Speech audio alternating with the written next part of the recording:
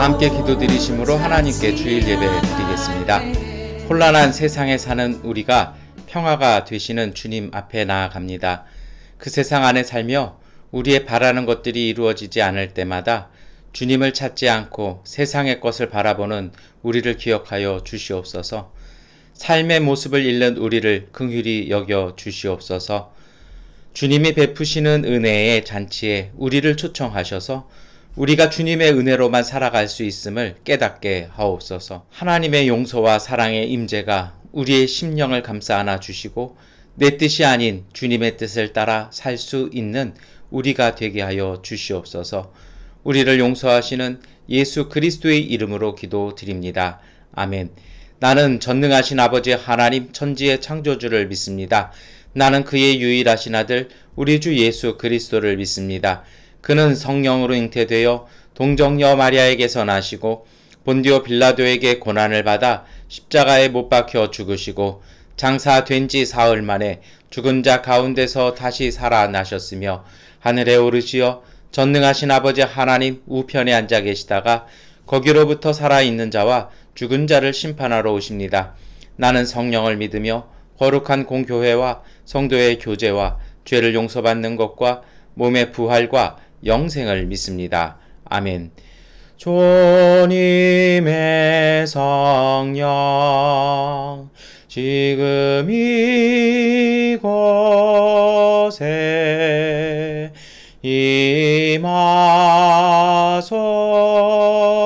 임하소서 임하소서. 주님의 성령 지금 이곳에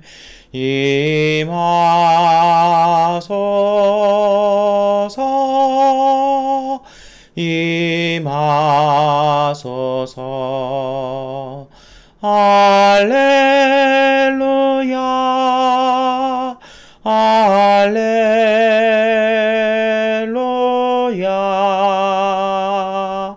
할렐루야 할렐루야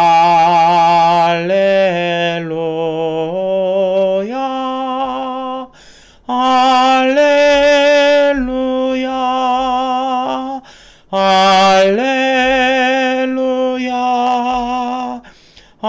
할렐루야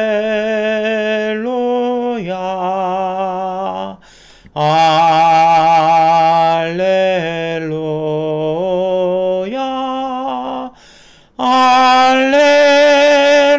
할렐루야. 아멘. 하나님께 기도하시겠습니다. 전능하신 아버지 하나님, 저희들이 10월 마지막 주일 예배를 주님 앞에 드립니다. 오늘 예배를 드리며 믿음으로 주 앞에 주님의 은혜를 구하며 하나님의 사랑과 하나님의 은총을 간구하며 이 예배 자리에 들어왔습니다.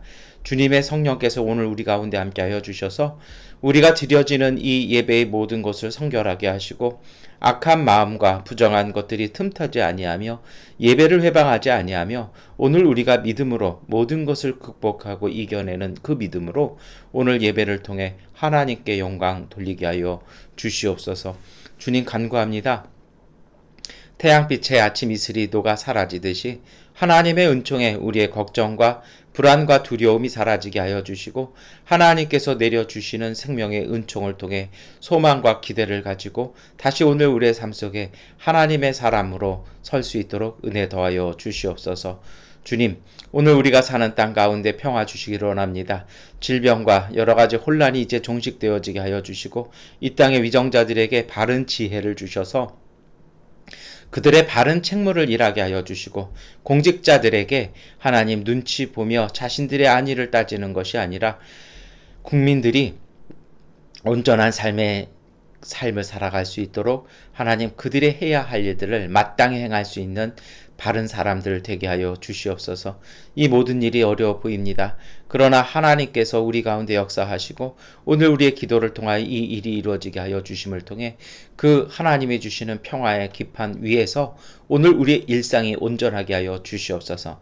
전능하신 아버지 하나님 간절히 구하오니 오늘 우리의 삶의 주권을 물질과 환경에 빼앗기지 말게 하시고 하나님께서 우리에게 주신 은총 말미암아 하나님의 은혜 가운데 우리가 우리의 삶을 잘 살아갈 수 있도록 지혜와 용기와 능력을 더하여 주시옵소서.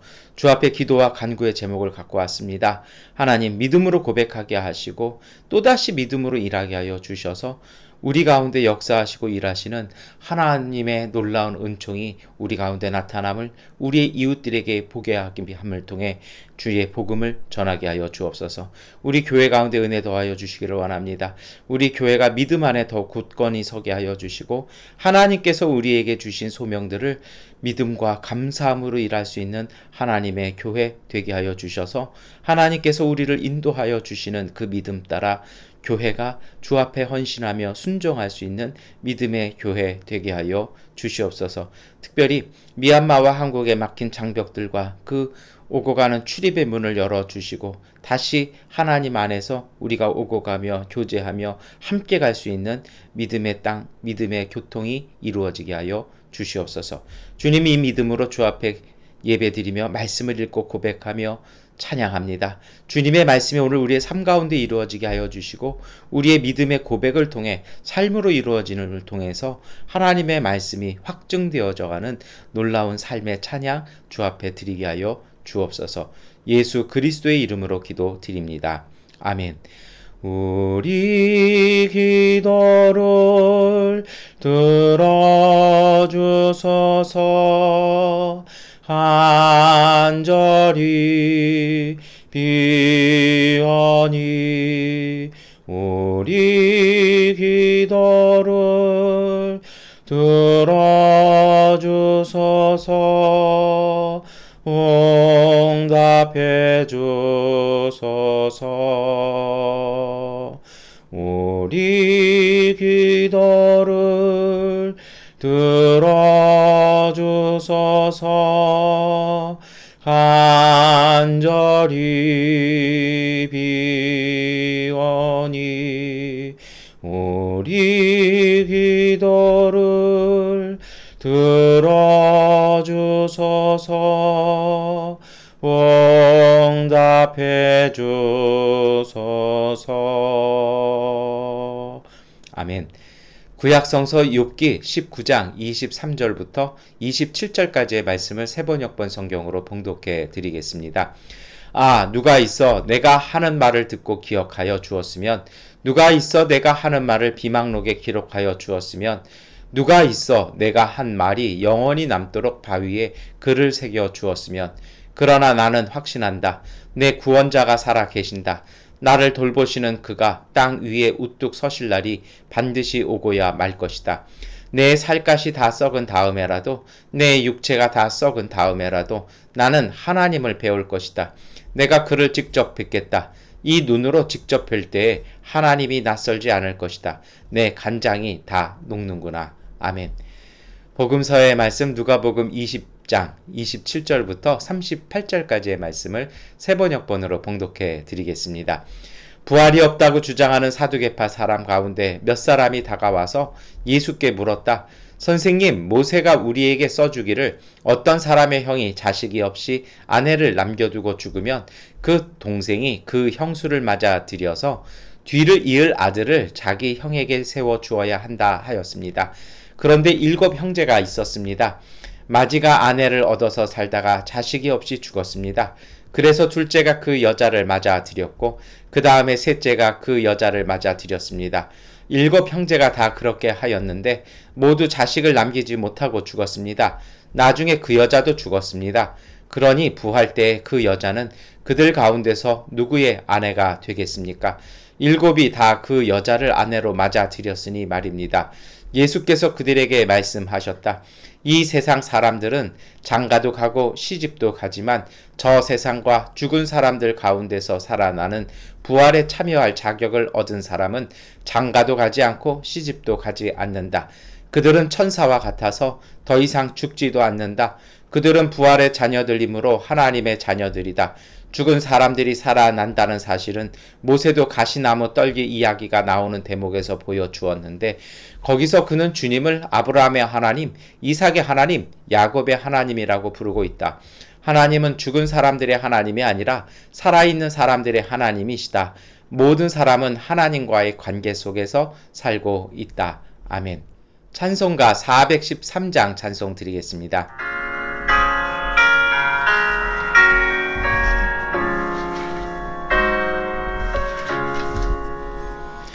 내 평생에 가는 길 손단하여 널 잔잔한 강 같든지 온통 바로 무섭고 어렵든지 나의 영혼은 늘 편하다. 내 영혼 평안해. 내 영혼 평안해.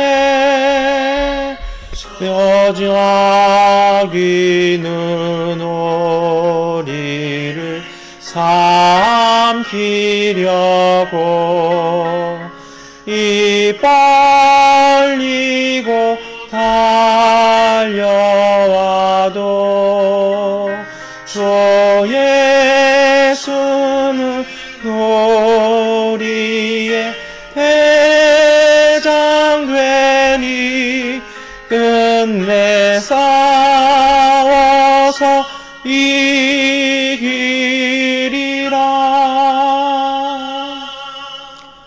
내 영혼 평안해. 내 영혼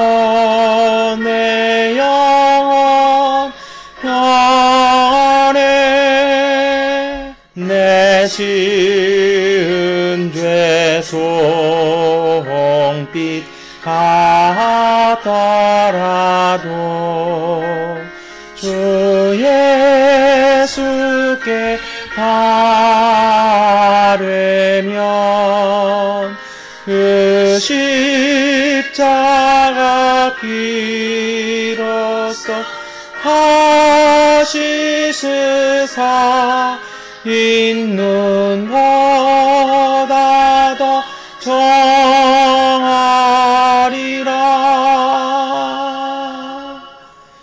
내 영혼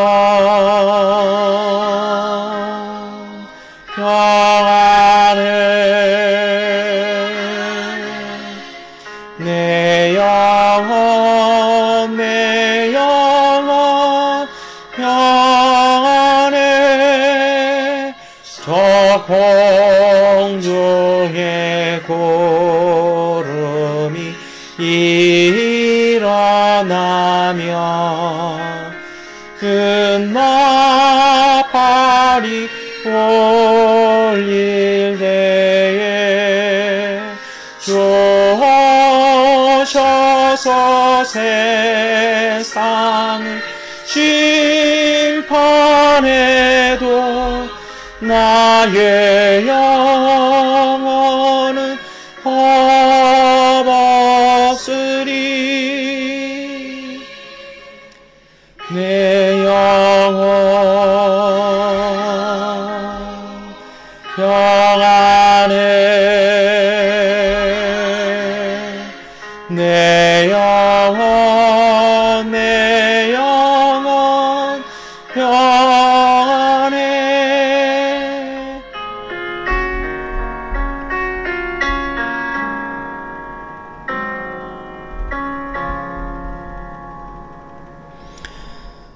아멘. 서신서의 말씀 로마서 8장 28절부터 39절까지의 말씀을 함께 읽겠습니다. 하나님을 사랑하는 사람들, 곧 하나님의 뜻대로 부르심을 받은 사람들에게는 모든 일이 서로 협력해서 선을 이룬다는 것을 우리는 압니다. 하나님께서는 미리 아신 사람들을 택하셔서 자기 아들의 형상과 같은 모습이 되도록 미리 정하셨으니 이것은 그 아들이 많은 형제 가운데서 맏아들이 되게 하시려는 것입니다. 그리하여 하나님께서는 이미 정하신 사람들을 부르시고 또한 부르신 사람들을 의롭게 하시고 의롭게 하신 사람들을 또한 영화롭게 하셨습니다. 그렇다면 이런 일을 두고 우리가 무엇이라고 말할 수 있겠습니까? 하나님이 우리 편이시면 누가 우리를 대적하겠습니까? 자기 아들을 아끼지 않으시고 우리 모두를 위하여 내주신 분이 어찌 그 아들과 함께 모든 것을 우리에게 선물로 거저주지 않으시겠습니까? 하나님께서 택하신 사람들을 누가 감히 고발하겠습니까? 의롭다 하시는 분이 하나님이신데 누가 감히 그들을 정죄하겠습니까? 그리스도 예수는 죽으셨지만 오히려 살아나셔서 하나님의 오른쪽에 계시며 우리를 위하여 대신 간구하여 주십니다. 누가 우리를 그리스도의 사랑에서 끊을 수 있겠습니까? 환난입니까? 곤고입니까? 박해입니까? 굶주림입니까? 헐벗음입니까? 위협입니까? 또는 칼입니까? 성경에 기록한 바 우리는 종일 주님을 위하여 죽임을 당합니다. 우리는 도살당할 양과 같이 여김을 받았습니다. 한 것과 같습니다. 그러나 우리는 이 모든 일에서 우리를 사랑하여 주신 그분을 힘입어서 이기고도 남습니다. 나는 확신합니다. 죽음도 삶도 천사들도 권세자들도 현재 일도 장래 일도 능력도 높음도 깊음도 그 밖에 어떤 피조물도 우리를 우리 주 예수 그리스도 안에 있는 하나님의 사랑에서 끊을 수 없습니다. 아멘. 찬미하겠습니다. 이 말씀 따라 사는 동안 지치지 않게 하시고 이 말씀 따라 사는 동안 주님 나라 임하소서. 이 말씀 따라 사는 동안 지치지 않게 하시고 이 말씀 따라 사는 동안 주님 나라 임하소서.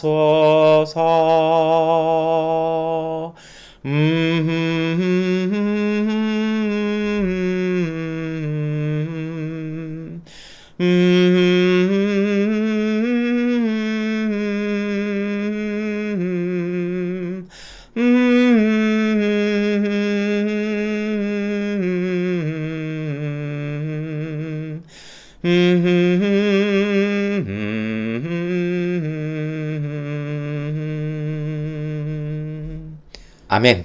우리 함께 교제 인사하시겠습니다. 하나님께서 우리와 함께 하십니다. 인사하시겠습니다. 하나님께서 우리와 함께 하십니다. 아멘. 네, 오늘 우리가 구약성경 욥기 19장 23절부터 27절까지의 이 말씀을 읽었습니다.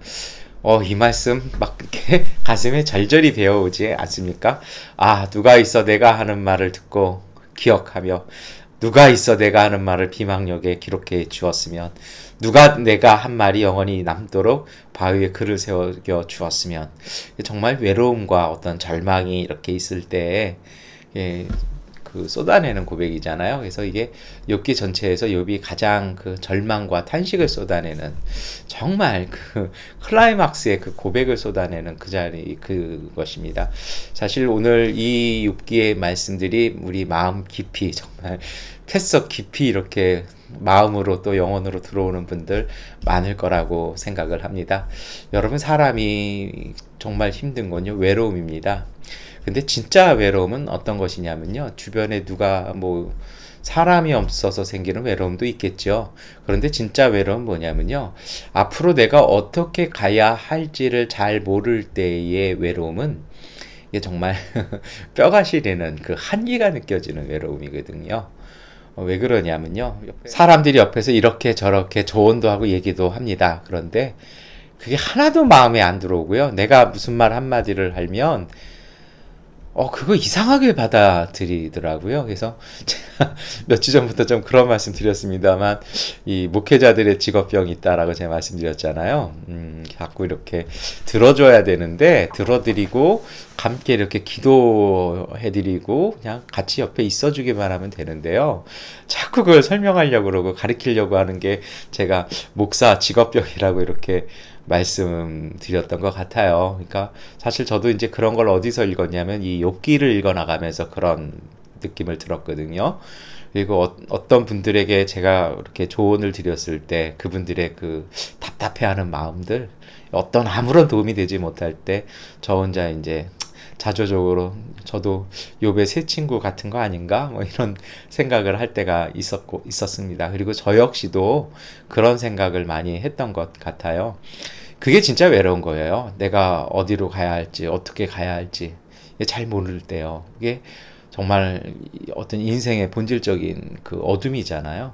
근데 여러분, 이러한 욥기 고백 속에 욥이 나중에 어떻게 고백을 합니까? 계속 제가 읽지는 않겠습니다. 그 이후에 뭐라 얘기합니까? 내가 하나님을 배워야겠다. 하나님하고 얘기를 해야지 이 친구들하고 뭐 신학적 논쟁할 필요 없다 하면서 내가 하나님을 배워서 내 마음을 쏟아놓겠다라고 얘기하는 그 신앙이요. 왜 그런 줄 아십니까? 하나님 앞에서 욥은요, 하나님이 어떤 분이시라는 걸 안 겁니다. 하나님은 죽이시는 하나님이 아니라 살리시는 하나님, 생명의 하나님이라는 걸 아는 것이죠. 그것이 믿음이거든요. 그러니까 그 하나님을 배우면 내가 살아날 수 있겠다라고 이렇게 고백을 하는 것입니다. 가끔 제가 라틴어 이야기를 이렇게 드릴 때가 있어요. 라틴어 기도문 중에 아마 끼리에 엘레이존이라는 이야기를 제가 자주 드렸어요. 이게 뭐 미사곡이나 아니면 모차르트 대관식 미사곡이나 뭐 이런 미사곡들 들으시면 맨 앞에 나오는 것 중에 하나가 뭐 맨 앞은 절대 아니고요. 맨 앞은 이제 뭐 그래도 뭐 이렇게 해서 나오거든요. 근데 그게 아니라 이제 그 중간에 그 본론이 시작하는 데는 끼리에 엘레이존이라 그래서 무슨 뜻이냐면요. 주님 오늘 우리를 긍휼히 여겨 달라는 것입니다. 근데 이 긍휼히 여겨 달라는 것이요. 한 번만 나를 좀 봐달라는 것이죠. 그래서 복음서에도 많이 나오잖아요. 다윗의 자손 예수여 나를 긍휼히 여겨 주시옵소서 하면서 이렇게 막 나오잖아요. 그래서 바디메오의 모습에서도 우리가 2주 전에 보았던 것 같습니다. 그게 바로 끼리 엘레이존이거든요. 근데 이 끼리 엘레이존, 주님 나를 긍휼히 여겨 주시옵소서라는 이야기는요. 내가 하나님을 만나면 살 수 있다라는 신앙 고백이 함께 나눠 있는 것이 사실은 끼리 엘레이존입니다. 여러분, 그래요. 제가 말씀드리고 싶은 건요. 욥은 이 신앙을 가졌던 거예요. 그래서 사실 이 믿음과 이 신앙, 내가 죽을 것 같고 어떠한 길도 보이지 않지만 하나님을 만나면 내가 다시 되살아난다는 이 믿음이 구체화되어진 것이 성경에서는 부활신앙이고요. 이 부활신앙은 어둠의 터널을 지나갈 때 그 횃불이 되고 그리고 방향등이 되고 앞길을 비추는 서치라이트가 되는 신앙이 바로 이 부활신앙입니다. 오늘은 이 부활신앙에 대해서 우리가 이 10월 마지막 주를 한번 함께 말씀을 나눠보도록 하겠습니다. 그래서 좀 복음서, 특별히 누가복음 그 말씀 중심으로 이렇게 보려고 하는데요. 개인적으로는 저는 부활신앙을 신학적으로나 사상적으로나 뭐 이거를 문학적으로 설명해낼 능력은 없습니다. 저에게도 이 본문은 참 어려운 본문인데요. 다만 믿고 고백하고 선포하고요. 다 같이 이 신앙을 갖자라고 여러분 함께 나눌 수밖에 없을 것 같습니다. 오늘 누가복음에는요. 부활에 대한 이야기가 나옵니다. 제가 지난주에도 그런 말씀 드렸어요. 우리가 앞으로는 우리가 믿고 고백하고 전하는 복음이 어떤 의미가 있는지, 우리가 도대체 왜 복음이 우리에게 복된 것인지를 함께 보자라고 이렇게 좀 말씀을 나누겠다라고 말씀드렸는데요. 오늘은 두 번째, 바로 이 부활 신앙입니다. 예루살렘 거리에 부활에 대한 소식이 전해지기 시작합니다. 여러분, 하나님은 어떤 하나님이십니까? 부활과 생명을 우리에게 은총으로 주시는 하나님이라는 것입니다. 이것이 우리가 믿는 복음인 것이죠. 이제 이것을 우리 지난주처럼 누가복음이 우리에게 전해주는 예수님의 행적을 통해서 보겠습니다. 보통 예수님은요, 성령의 능력으로 갈릴리에서 하나님의 나라를 가르치셨습니다. 그런데요, 이 갈릴리에서 왕성하게 정말 어떤 측면에서는 성공적으로 전하시던 예수님께서 갑자기 예루살렘으로 가세요. 그래서 누가복음 9장 51절은 예수께서 하늘에 올라가실 날이 다 되었다. 그래서 예수께서는 예루살렘에 가시기로 마음을 굳히시고, 그러니까 사역을 거의 다 하셨다라는 거예요. 그래서 하늘로 이제는 돌아가실, 귀천하실 때가 이렇게 되었는데, 승천하실 때가 되었는데, 그때 예수님께서 갈릴리에서 딱 마무리를 지시고 클라이막스를 딱 하고 느낌표 딱 해놓고 가시는 것이 아니라 예루살렘에 가시기로 마음을 결정하셨다라는 것입니다. 사실 이 갈릴리와 예루살렘은요, 아주 틀려요. 그래서 누가는요, 이방인이거든요. 그래서 복음은 끊임없이 움직이는 복음이라고 얘기를 해요. 그래서 이 누가가 그 성경책을 2권 기록하지 않습니까? 누가복음과 사도행전을 이렇게 기록합니다. 그래서 원래는 이것이 이제 한 의도로 해서 뭐 첫 번째 편지, 두 번째 편지 이렇게 나옵니다. 그래서 사도행전에는 이것이 잘 나오죠. 근데 이 흐름이 어떻게 되냐면요. 갈릴리에서 예루살렘으로, 예루살렘에서 로마로, 로마에서 땅끝으로 이렇게 가는, 쭉쭉쭉 이어져 가는, 그렇게 기록을 해나가는 관점이 있죠. 근데 왜 그런데요? 이게 하나의 어떤 비슷한 거에서 조금씩 발전해 나가는 것이 아니라 어찌 보면 적대적인 걸로 계속 가요. 갈릴리와 예루살렘은 부딪히는 자리였습니다. 또 이 예루살렘과 로마는요, 이 식민지 국가와 그것을 다루는 제국의 도시인 거죠. 로마는요, 그 문명의 중심이었습니다. 그런데 땅끝은요, 문명의 반대가 무엇입니까? 야만이잖아요. 사실 이 문명과 야만이라는 얘기도 그리스 로마인들이 하던 얘기인데요. 야만의 세계로 가는 것이 복음. 어떻게 보면 땅끝이라는 것이 뭐가 조금 더 발전해서 넓은 곳이 가는 게 복음이 아니고요. 복음은 적대적으로 반대하고 그 반대적인 성격을 가진 곳을 향해서 그 중심부로 들어가는 것이 바로 복음이라는 것입니다. 오늘 여러분, 이 예루살렘은요, 예수님에 대해서 굉장히 적대적이었고 벼르기만 했습니다. 갈릴리 사람들이 있어서 그 예수님을 어떻게 해보고 싶어도 따르는 사람, 주변에 눈이 많아서 어떻게 못했는데요. 예루살렘에 오는 순간 달라지는 것이죠.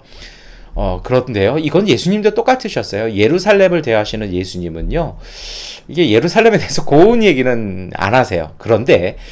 그러면 예수님이 또 예루살렘 반대하셨냐? 그게 아니에요. 이 복음이 놀라운 성격이 이것인데요. 제가 누가가 그 성령의 인도하심을 통해서 기록한 하나님의 말씀들은 이렇게 땅끝이라는, 뭔가 이동하는 것이 발전하는 것이 아니라 반대, 적대적인 곳으로 간다라고 하잖아요. 이 예루살렘은 다르게 예수님이 이해하시는 겁니다. 무엇이냐면 그 길은요, 구원의 길, 갈릴리에서 시작된 구원의 길이 도착하는 곳인 동시에 구원의 역사가 시작되는 곳. 왜요? 예수님께서 예루살렘에서 십자가를 지셨고, 그곳에서 부활하셨고, 그곳에서 승천하셨고, 그곳에서 제자들에게 너희는 예루살렘과 유대와 사마리아와 땅끝까지 이르러 내 복음을 전하라고 말씀하시며 사도들을 파송하셨기 때문입니다. 좀 많이 다르죠. 어찌되었든 이제 그런 서로 다른 두 관계가 예루살렘에서 불편한 만남을 합니다. 예수님은요, 예루살렘이 원래 그래요. 평화의 도시라는 이름이거든요. 그래서 예루살렘에만 들어가면 이렇게 구원을 얻는다, 뭐 이런 얘기들이 이렇게 나올 정도였어요. 그래서 이 평화의 도시라는 이름과는 다르게요, 이 도시가 평화롭지 못할 것이라고 예언을 하십니다. 그리고 실질적으로 그런 일들을 하시는 거죠. 어떻게 하십니까? 성전의 뜰 안에서요, 상인들을 쫓아내세요. 그 예루살렘 성전과의 커넥션이 이렇게 이루어져 있고, 나쁘게 말하면 카르텔이 구성되어 있는 이 나쁜, 그래서 돈 받고 뇌물 받고 거기서 사온 것이라면 흠이 있는 재물이라도 이렇게 제사장들이 묵인해주는, 그래서 정말 싼 재물들을 팔고요, 그것을 비싸게 팔아서 일부는 제사장들에게 주고, 거기에서 얻어진 부로요, 그 돈으로요, 로마에게 권력을 사는, 그리고 로마에게 협력해주는 아주 나쁜 그러한 카르텔. 어떻게 보면 세리보다 이게 더 나쁘지 않을까요? 이러한 것이 있었거든요. 근데 예수님이 이것을 고발해 버리십니다. 불의하다고요. 아버지의 집은 기도하는 집이지 장사의 강도의 속을 아니다. 그래서 강도라는 표현 쓰셨거든요. 그러다 보니 어떻습니까? 성전 원로들의 반응은요. 이것은 자신들 이 특권층에 대한 도전으로 간주를 했고요. 예루살렘의 근간과 질서를 뒤흔드는 아주 불순한 행동으로 이해를 했습니다. 그래서 누가복음 19장 48절은 예수께서 날마다 성전에서 가르치셨다. 대제사장들과 율법학자들과 백성의 우두머리들이 예수를 없애버리려고 꾀하고 있었으나 어찌 해야 할지 방도를 알지 못하였다.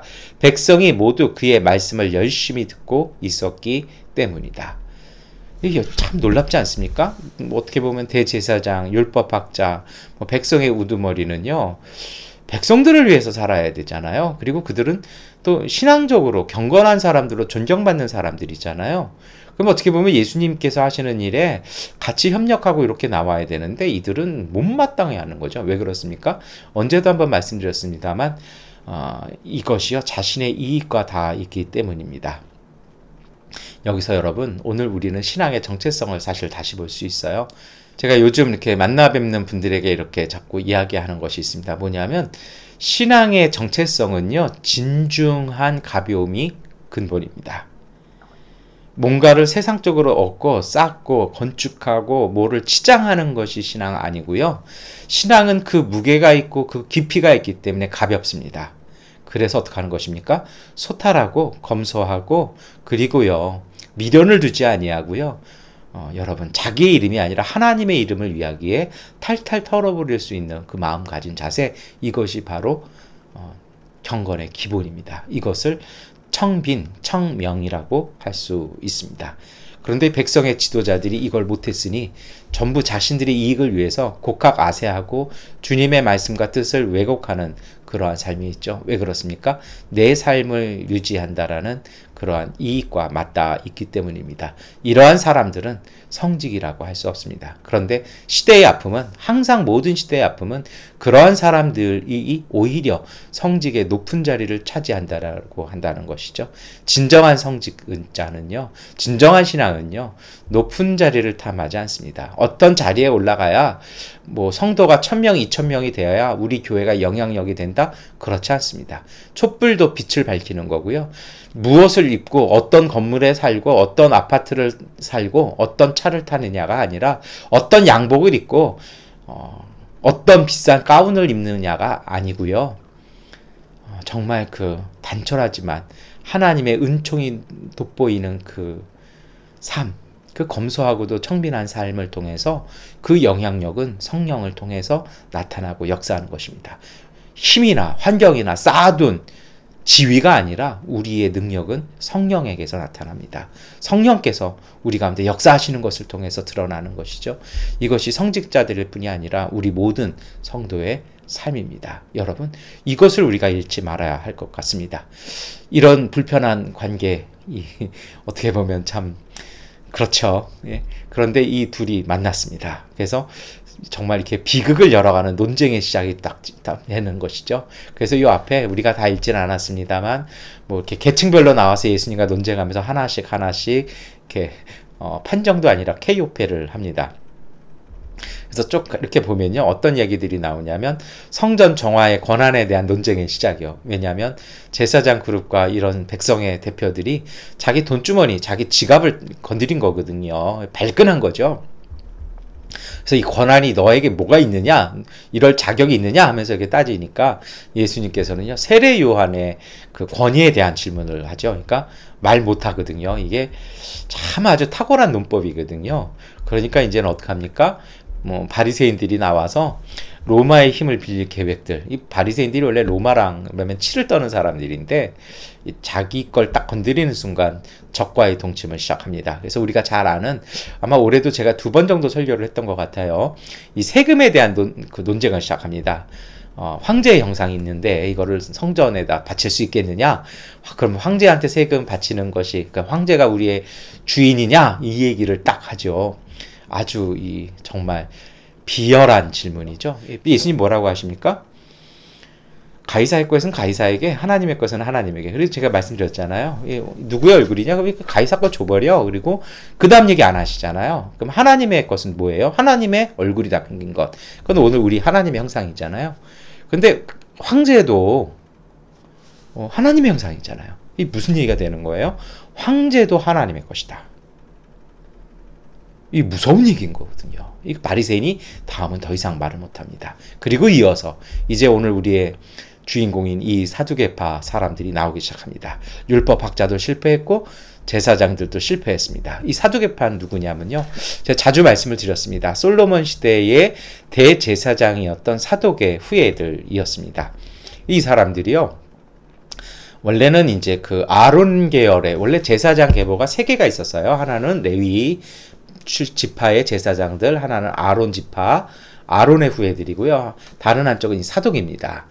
그래서 이 레위 지파의 제사장들은 주로 이제 지방 성소를 했다라면요, 이 아론의 후예들과 이게 이렇게 하다가 다윗 시대에 부딪혀서 아비아달이 쫓겨나면서 아론계는 끝나버립니다. 그리고서 이제 사독 계열들이 예루살렘의 중앙제사장이 이렇게 되죠.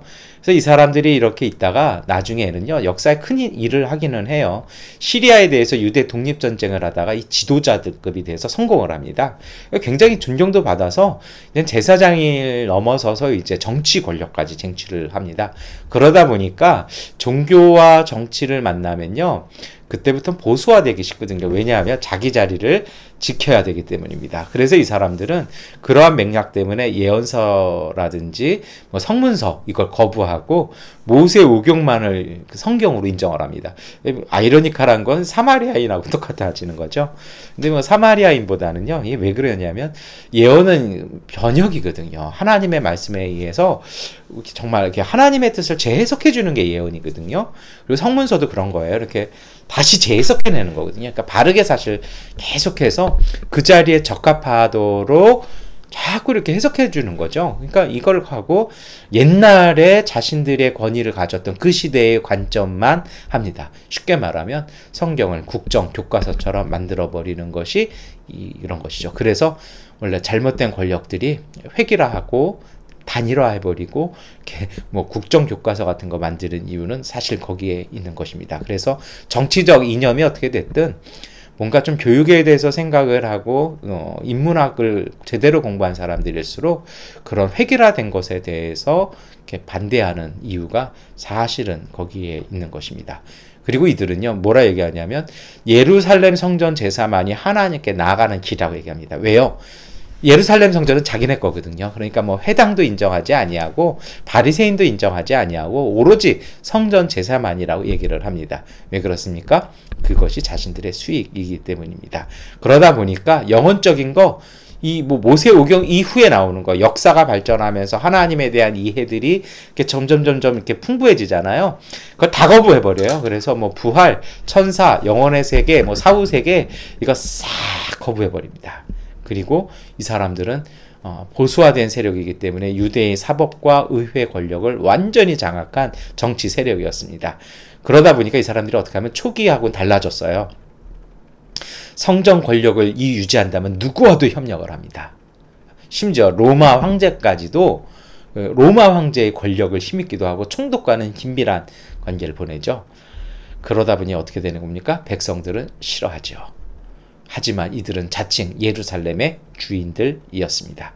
여러분, 신앙이요, 이 생명이 사라지고 은총이 사라지고 하나님의 신비가 사라지고 규칙과 형식과 제도만이 남고 그렇게 되면요, 이러한 신앙은 힘과 권력만을 추구합니다. 그렇게 돼버리면 뭐 어떻게 되느냐고요?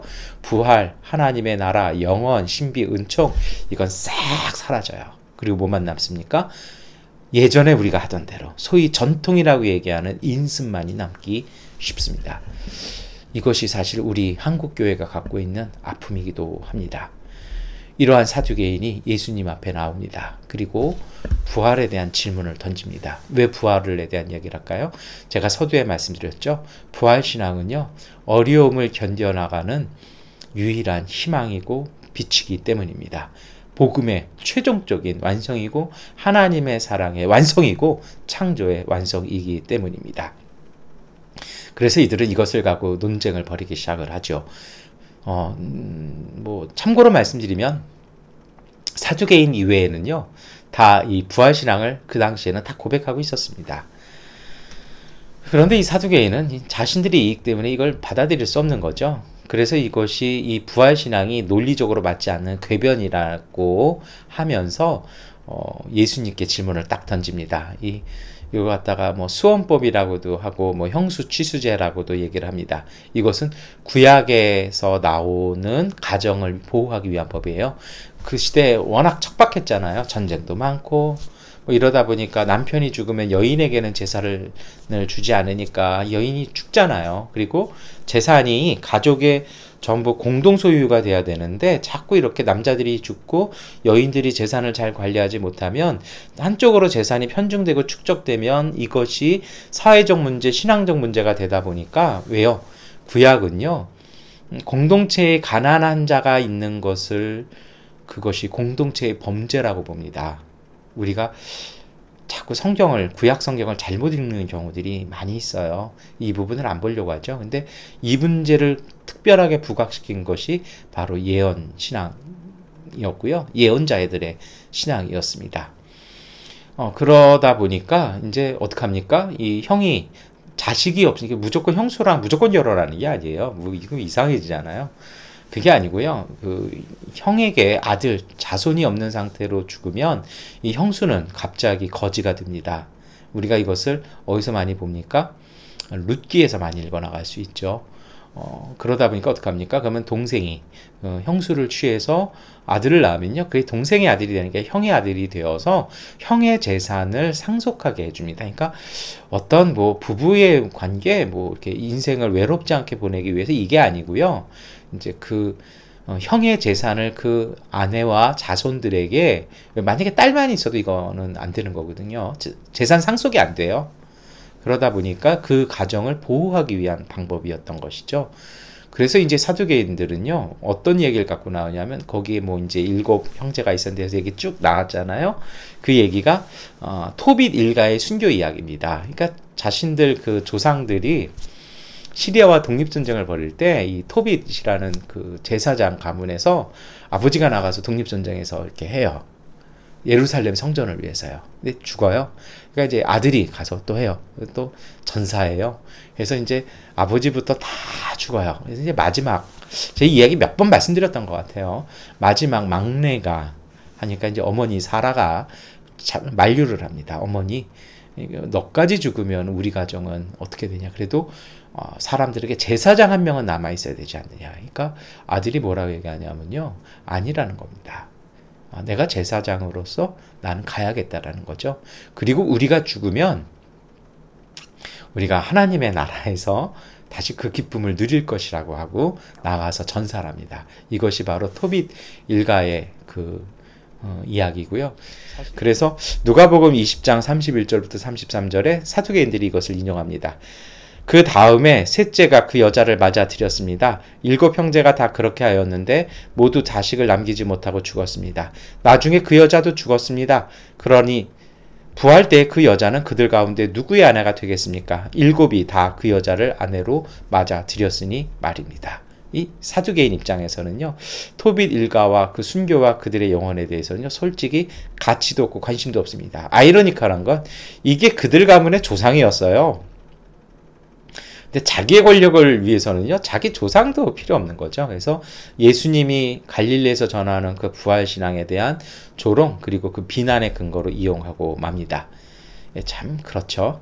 여기에 대해서 예수님이 답변하십니다. 누가복음 20장 34절부터 36절 말씀 우리가 함께 읽겠습니다.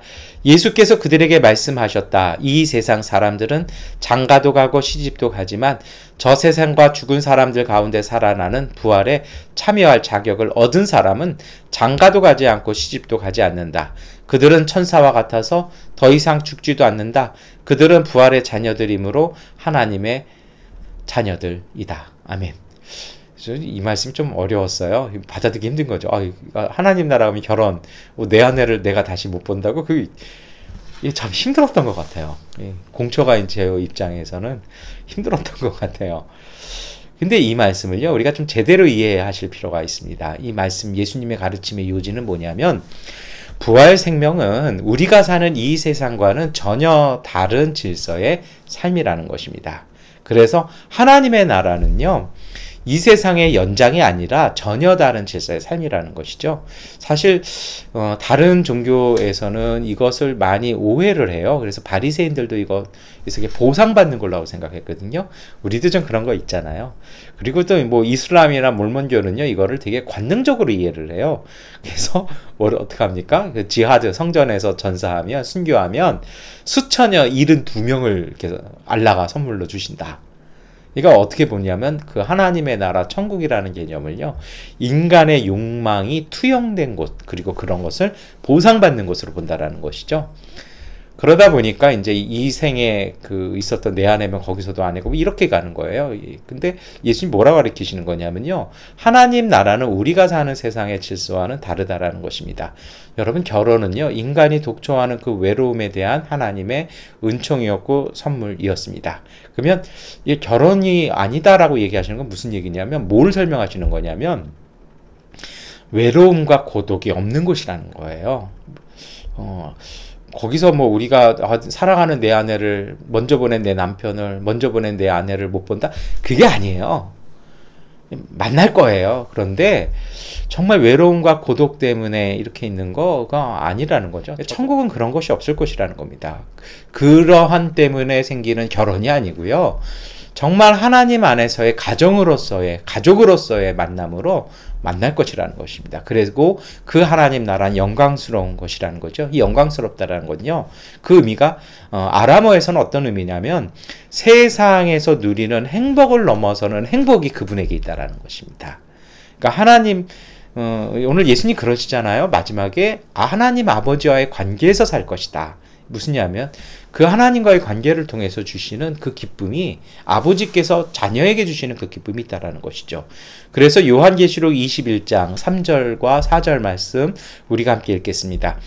그때 나는 보좌에서 큰 음성이 울려나는 것을 들었습니다. 보아라, 하나님의 집이 사람들 가운데 있다. 하나님이 그들과 함께 계실 것이요, 그들은 하나님의 백성이 될 것이다. 하나님이 친히 그들과 함께 계시고 그들의 눈에서 모든 눈물을 닦아주실 것이니 다시는 죽음이 없고 슬픔도 울부짖음도 고통도 없을 것이다. 이전 것들이 다 사라져 버렸기 때문이다. 아멘. 여러분, 이것이 바로 하나님 나라의 기쁨이라는 것입니다. 그리고 나서 예수님께서요, 쐐기를 박아버리세요. 저는 가시떨기나무, 모세에게 왜 나왔을까 참 고민 오랫동안 했던 것 같습니다.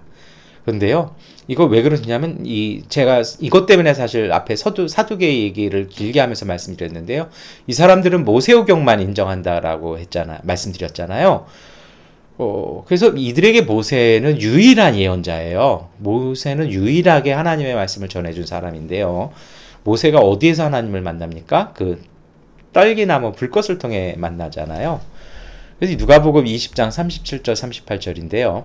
죽은 사람들이 살아난다는 사실은 모세도 가시나무 떨기 이야기가 나오는 대목에서 보여주었는데, 거기서 그는 주님을 아브라함의 하나님, 이삭의 하나님, 야곱의 하나님이라고 부르고 있다.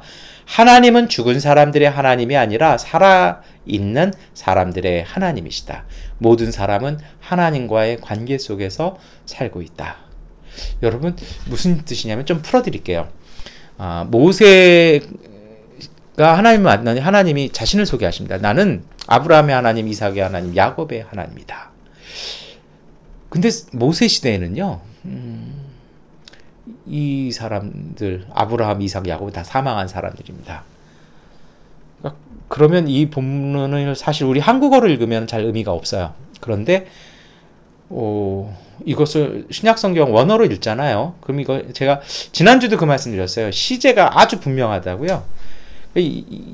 아브라함의 하나님이었고 야곱의 하나님이었고, 이게 아니라 현재형으로 얘기하세요. 다시 말하면 뭐냐면, 이 아브라함, 이삭, 야곱은요, 지금 현재도 하나님 앞에 살아있다라는 존재로 하나님 얘기하시는 거죠. 하나님의 부름, 모세가 들었던 하나님의 부름은요, 현재 살아있는 사람으로 불러주셨다라는 것입니다. 무슨 얘기입니까?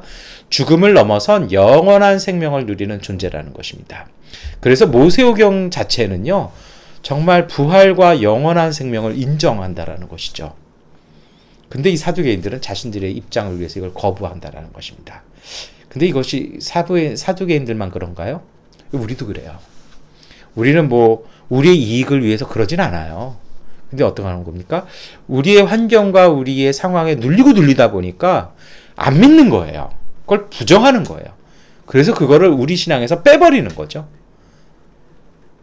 제가 오늘 사실 말씀드리고 싶은 얘기는 이거예요. 뭐냐면 왜 여러분 우리가 신앙생활하고 하나님을 믿고 예배드리는데 하나님께서 우리 안에 이루어지는 놀라운 신비의 은총은 왜 부정하시는 거죠? 왜 그런 은혜는 내 삶에 일어날 것이라고 왜 안 믿으시는 거죠? 저는 이 말씀을 드리고 싶은 거예요. 이번 주간에 저도 좀 가능한 대로 지금 외출을 자제하고 기도하는데 좀 이렇게 집중하고 있는데요. 어떤 분을 만나서 어떤 권면을 했어야 돼요. 이분이 한결같이 하시는 얘기가 있어요. 아이, 목사님, 그런 꿈 같은 얘기 하지 마시고요. 자꾸 그런 얘기 하세요. 아니에요. 이거 이렇게 해서 꿈꾸고 바라보고 기도하시고 열심히 하시면 하나님이 정말 세상이 알지 못하는 신비로 이렇게 하나님께서 그 은혜를 주실 것입니다. 아이고, 그런 동화 같은 얘기 하지 마세요. 성경이 동화예요? 여러분, 그렇지 않잖아요. 사실 제가 여러분에게 뭐라고 하는 게 아니라 제 자신이 그렇다는 얘기예요. 제가 그분하고 대화하면서 제가 가슴을 많이 쳤어요. 나도 이렇겠구나. 하나님 앞에서. 어느 순간 우리가요. 하나님은 신비 하나님이시거든요. 우리가 알 수 없는 분이세요. 하나님의 창조는 우리가 이해하지 못해요. 이게 욥기의 주제거든요.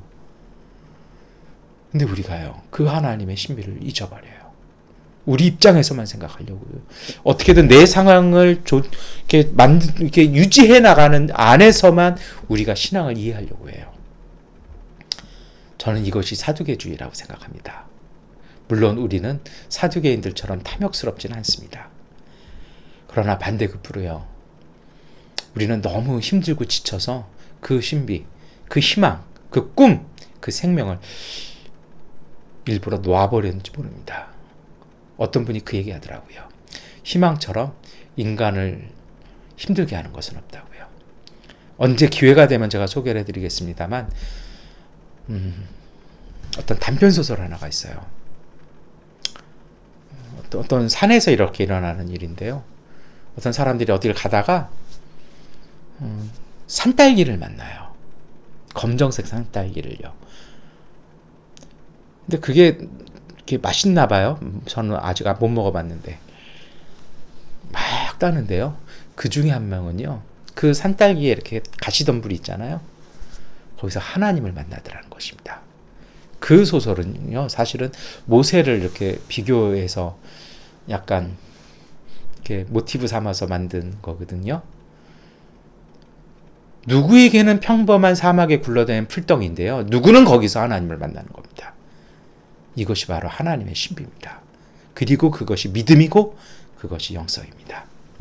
오늘 예수님은 이걸 우리에게 말씀하시는 거죠.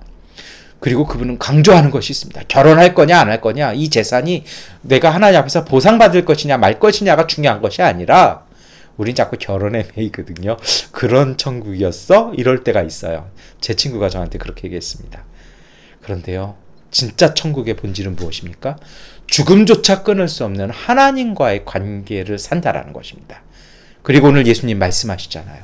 그것이 사후세계라고 하나님은 살아계신 사람들의 하나님이시다.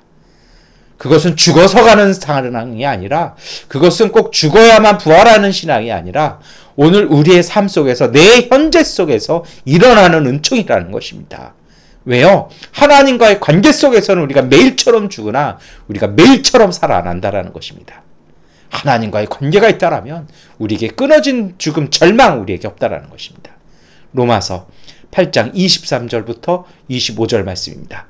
그뿐만 아니라 첫 열매로서 성령을 받은 우리도 자녀로 살아 주실 것을 곧 우리 몸을 속량하여 주실 것을 고대하면서 속으로 신음하고 있습니까? 우리는 이 소망으로 구원을 얻었습니다. 눈에 보이는 소망은 소망이 아닙니다. 보이는 것을 누가 바라겠습니까? 우리 함께 읽겠습니다. 그러나 우리가 보이지 않는 것을 바라면 참으면서 기다려야 합니다. 그리고 이어서 말씀하시죠. 로마서 8장 34절, 35절, 37절부터 39절입니다. 함께 읽겠습니다. 그리스도 예수는 죽으셨지만 오히려 살아나셔서 하나님의 오른쪽에 계시며 우리를 위하여 대신 간구하여 주십니다. 누가 우리를 그리스도의 사랑에서 끊을 수 있겠습니까? 환난입니까? 곤고입니까? 박해입니까? 헐벗음입니까? 위협입니까? 또는 칼입니까? 그러나 우리는 이 모든 일에서 우리를 사랑하여 주신 그분을 힘입어서 이기고도 남습니다. 나는 확신합니다. 죽음도 삶도 천사들도 권세자들도 장래일도 능력도 높음도 깊음도 그 밖에 어떤 피조물도 우리 주 예수 그리스도 안에 있는 하나님의 사랑에서 끊을 수 없습니다. 아멘. 여러분, 이게 부활신앙입니다. 죽어서만 부활하는 것이 아닙니다.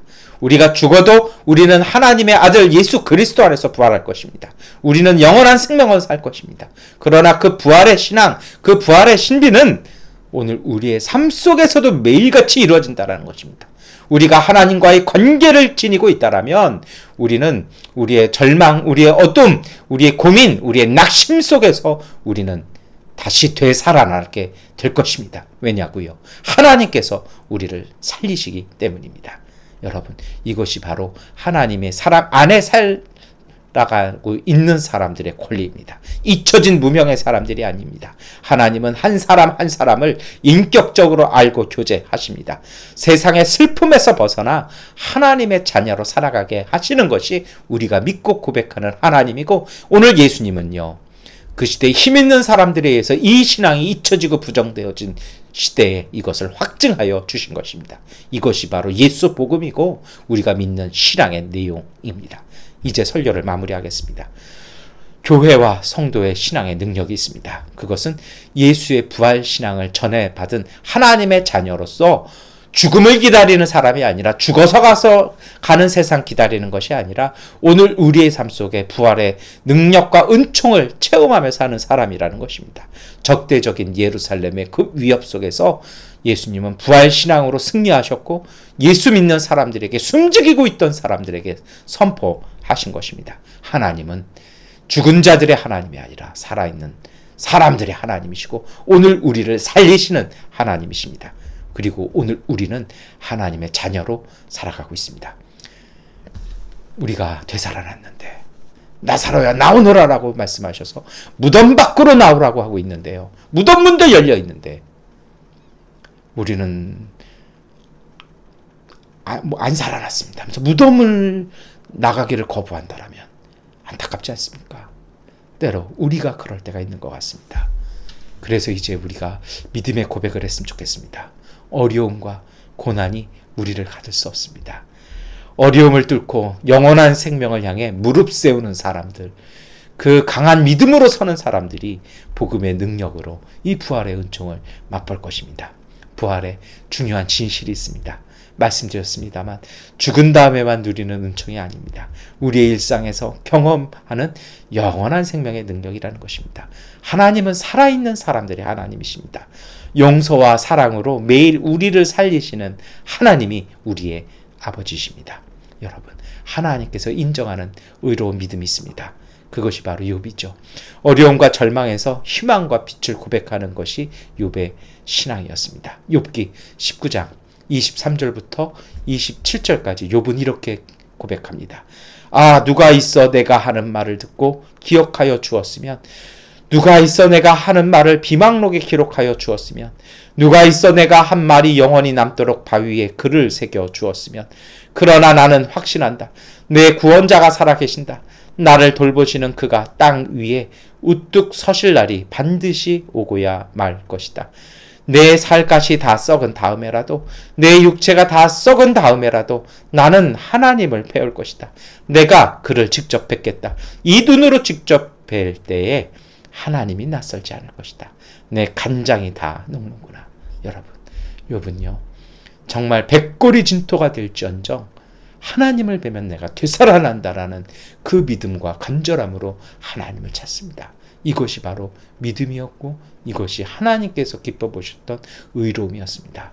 이제 우리가 이 믿음 가져야 합니다. 여러분, 어려움과 고난 속에서도 하나님을 대면하려는 신앙, 이것이 바로 부활의 능력을 믿는 사람들의 고백이죠. 인간의 희망이 끊어졌지만 하나님의 은총을 바라보는 그 삶으로 우리가 다시 한번 우뚝 서야 할 것입니다. 일상에서 하나님 나라의 기쁨을 누리는 그 기도와 그 찬양이 우리의 예배가 되어야 할 것입니다. 누가복음 20장 38절은요. 하나님은 죽은 사람들의 하나님이 아니라 살아있는 사람들의 하나님이시다. 모든 사람은 하나님과의 관계 속에서 살고 있다라는 예수님의 말씀을 우리가 다시 한번 기억하며 삶으로 살아가야 할 것입니다. 고단한 삶의 일상이 아니라 하나님과의 관계 속에 살아가는 그리스도인의 은총의 일상으로 어려움 속에서도 희망과 빛을 열매로 변화시키는 은총 누리시기를 축원합니다. 기도하겠습니다. 사랑의 주님, 이 땅에 오셔서 소금과 빛이 되어주시고 죽음 이기시고 부활 생명 주시니 감사합니다. 수고하고 무거운 짐진 자들을 받아주시고 하늘의 위로와 새 힘 주시니 감사합니다. 하지만 저희는 부활의 능력을 삶에서 발휘하지 못하고 믿음이 부족하여 실망하고 좌절할 때가 있었습니다. 저희들의 허물과 약함을 고백하오니 용서하여 주옵소서. 은혜의 주님, 사랑과 온유와 인내와 겸손으로 살게 하옵소서. 저마다 주어진 자기 십자가를 지고 부활의 기쁨을 맛보며 주님과 동행하게 하옵소서. 힘들 때마다 어린아이 같은 순수한 믿음을 갖고 장성한 사람으로 책임있게 결단하며 살게 하여 주옵소서. 부지런히 믿음의 열매를 맺게 하시고 맺은 열매를 진정으로 감사하며 이웃과 나누며 평안과 안식을 누리게 하여 주옵소서. 주님의 뜻을 지키기 위해 항상 최선 다하게 하시고 능력과 사랑과 절제의 영을 내려주셔서 이 땅에서 하나님 나라를 맛보며 살게 하옵소서. 주님 사랑이 저희 삶 속에 풍성히 열매 맺게 하시고 저희가 그 사랑 전하는데 힘쓰도록 인도하여 주옵소서. 예수 그리스도의 이름으로 기도드립니다. 아멘. 찬송가 442장 찬송 드리겠습니다.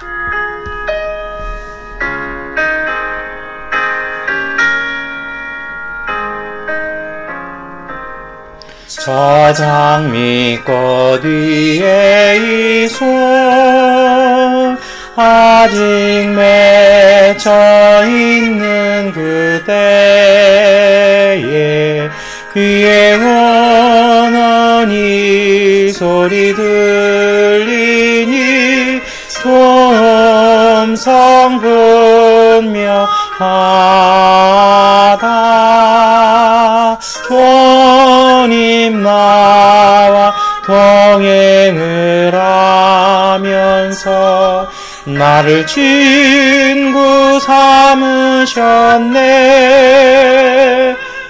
우리 서로 받은 그 기쁨은 알 사람이 없도다. 그 정한 주의 음성 오는 새도 잠잠케 한다. 내게 들리던 주의 음성이 늘 귀에 쟁쟁하다. 주님 나와 동행을 하면서 나를 친구 삼으셨네. 우리 서로 받은 그 기쁨은 알 사람이 없도다. 밤 깊도록 동산하네 주와 함께 있으려 하나. 괴로운 세상에 할 일 많아서 날 가라 명하신다. 주님 나와 동행을 우리를 친구 삼으셨네. 우리 서로 받은 그 기쁨은 알 사람이 없도다.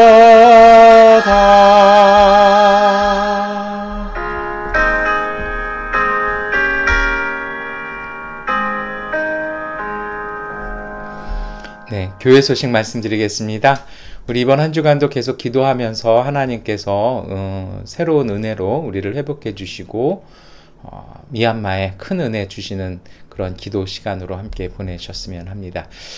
기도가 필요하신 분들은 저에게 카톡으로 기도 제목 나눠주시면 제가 같은 마음으로 기도하겠습니다. 주기도문송 찬송하시겠습니다.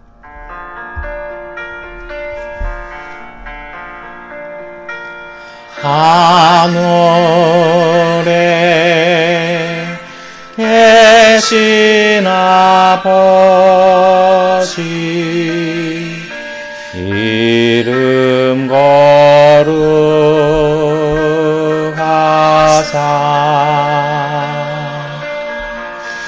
주님 나라 임하시고 도시 이루어지이다.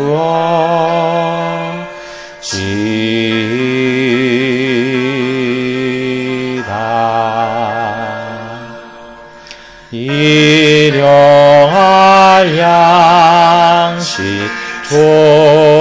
주시고 우리 돌의 큰 죄 다 용서하옵시고 또 시험에 들게 마시고 악에서 구원하소서. 대개 주의 나라 주의 권세 주의 영광 영원히 아멘.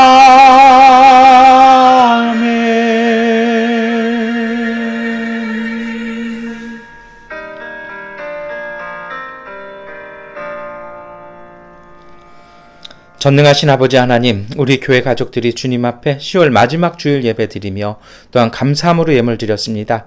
11조 주일 예물, 감사 헌금, 선교와 구제 헌금, 주님께서 이 모든 것들을 받아주시고 그 손길과 가정 가운데 복 주시며 하나님께서 항상 새롭게 살리시는 그 은총과 생명으로 이 땅 가운데 복되게 살아가는 믿음의 가정들 되게 하여 주옵소서.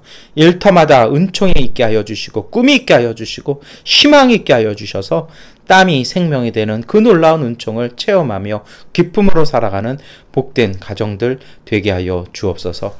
지금은 우리 주 예수 그리스도의 은혜와 거룩하신 하나님의 은총과 보혜사 성령님의 역사와 능력이 하나님께서 주시는 생명의 은총의 부활의 능력으로 세상의 어둠을 이기고 살기로 결단하는 믿음의 가족들 위해 영원히 함께 하시기를 간절히 축원하옵나이다.